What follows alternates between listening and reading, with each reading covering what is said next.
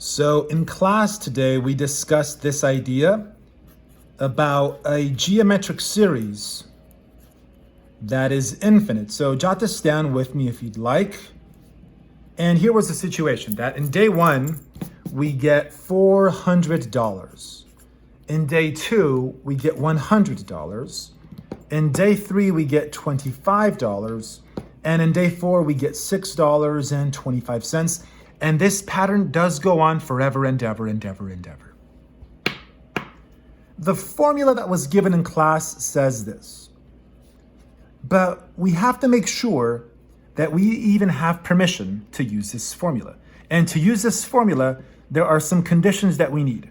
First of all, this has to be a series. A series is when you're adding numbers together.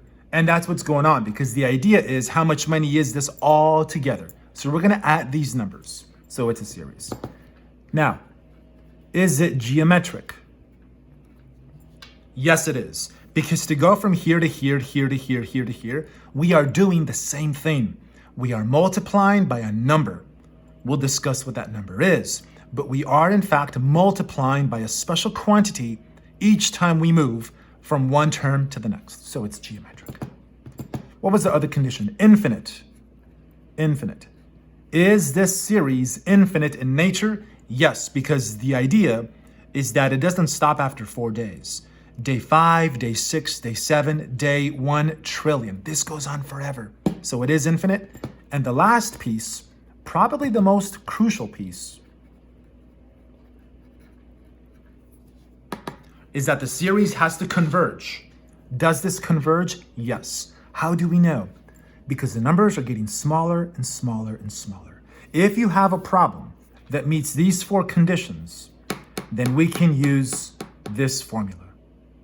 If any one of these items is not being met or satisfied, or more than one of these, then nope, we cannot use this. But as is, we have permission to use this formula because this scenario meets all of these conditions. So let's use this.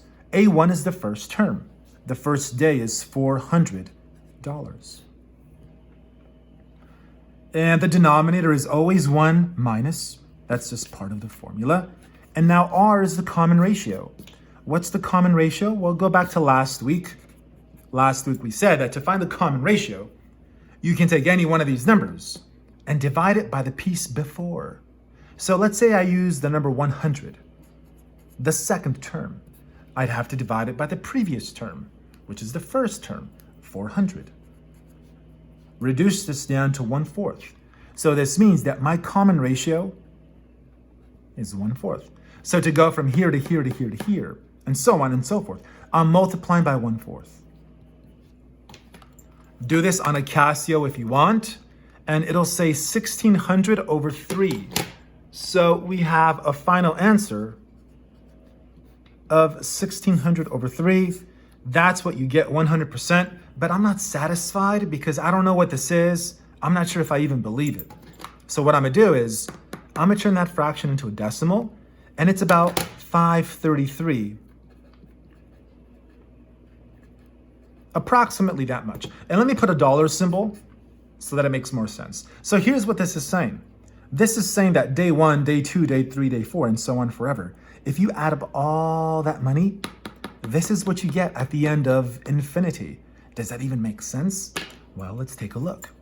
How much money do you have after just the first 4 days? If you go this plus this plus this plus this, that's $531.25. That's most of this after just 4 days. So you're telling me that day 5, all the way to forever for the rest of my life, I'm only gonna go from here to here. That's just like $2 more. How come so many days after day 4 only grows by $2 more? Well, that's because the amount of money that you get from one day to the next is dramatically decreasing. So day 5 is like $1 or something like that. Day 6, like a quarter. Day 7, day 8, day 1,000, it's like nothing. So most of the fun took place early, that, and then day 5 to forever is real boring, at the end of which it's about this much. So this is how we do an infinite geometric series that converges.